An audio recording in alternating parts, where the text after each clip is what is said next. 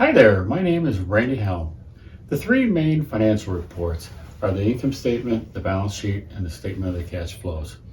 Today we will be talking about the balance sheet. This report is one of the main reports of the accounting system. It is a summary of all that the company owns as well as what the company owes to others. It is as of a point in time, not over a period of time. After this video, you should be able to read just about any balance sheet and figure out what's going on. So if you're ready, let's begin.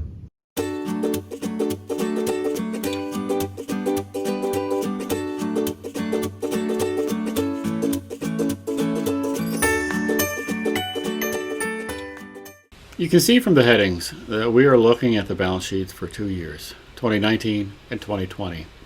There are three main sections in the balance sheet: assets, liabilities, and owner's equity. Over the course of the next few minutes, we will cover each of these sections and what they mean. First up, the assets. The assets represent the things that the company owns and can provide value to the business. For instance, the report shows that at the end of 2019, this company owned $41,049 in cash, and it's likely sitting in the bank. Some companies also have an amount of cash on hand to take care of various needs, such as doing transactions with its customers.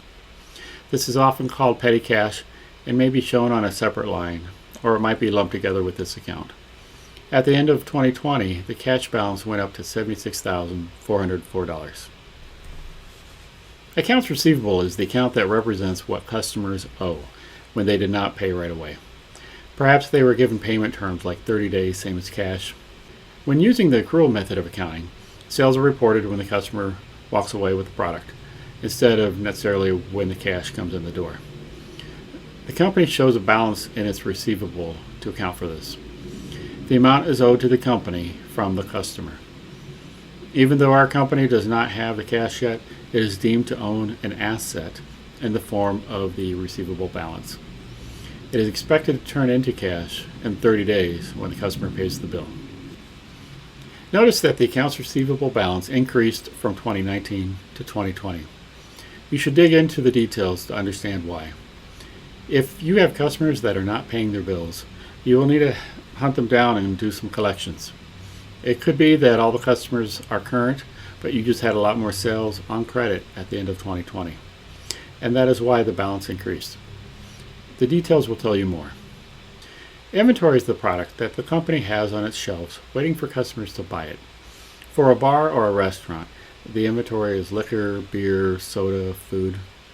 For a retailer, the inventory is the merchandise that they offer to sell to its customers. There are different ways to account for the inventory, and that is a topic for another video. The next line on this report is prepaid expenses. And the presence of this account tells us that this company uses an accrual method of accounting.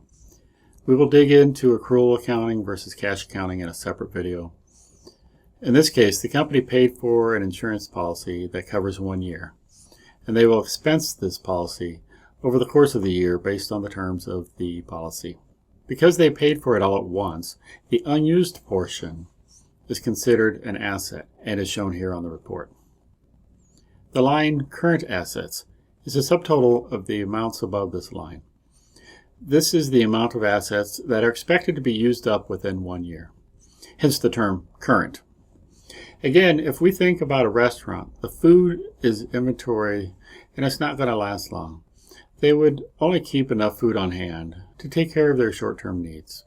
The insurance policy that we mentioned is going to be used up within a year also. The next item, property and equipment, is a fixed asset account. This represents larger items that the company purchased that will be useful over many years. If a restaurant purchased a large walk-in cooler for, let's say, $15,000, it would be shown in this section. We will cover fixed assets and depreciation in depth in a future video. The total of the current assets and the fixed assets is total assets.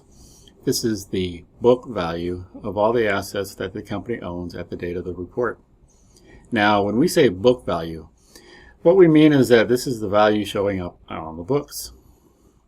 On any given day, the real value of any of the specific assets might be higher, might be lower. If one of your company assets is a car, It is very likely that it is not worth nearly as much as you paid for it. The value on the books does not change with the market value. Within certain rules, they tend to hold their original cost less an allowable amount of depreciation and write-offs. The next major section is liabilities. And this represents amounts that the company owes to other companies, to individuals, or even to the government.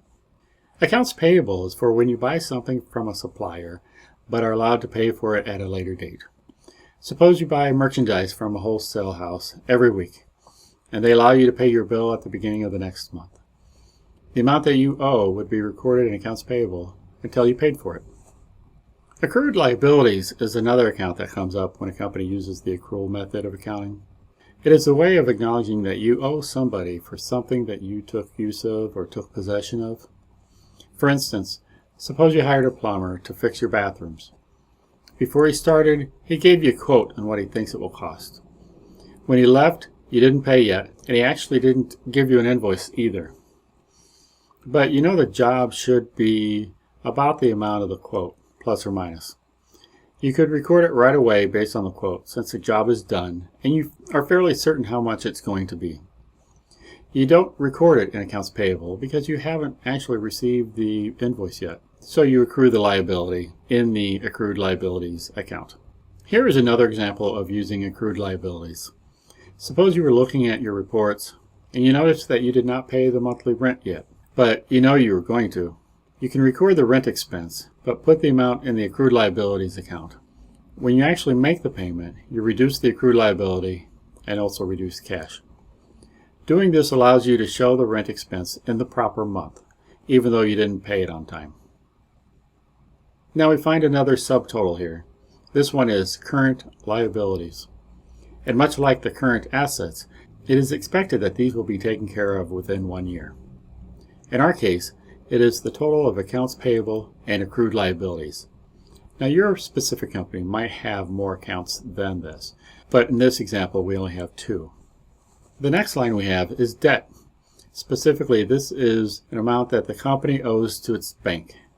You see that at the end of 2019 the balance is 0. At the end of 2020 the balance is $92,988. Sometime during the year, the company took out a loan from the bank. From just looking at the year-end report, we don't know how much the loan was originally for. We just know that at the end of 2020, there was this balance remaining. The next line is the total of all liabilities, from accounts payable down to the debt line. This is the total of all that the company owes to other people, other companies, even to the government. The only major section left is the owner's equity. This is also known as the book value of the company.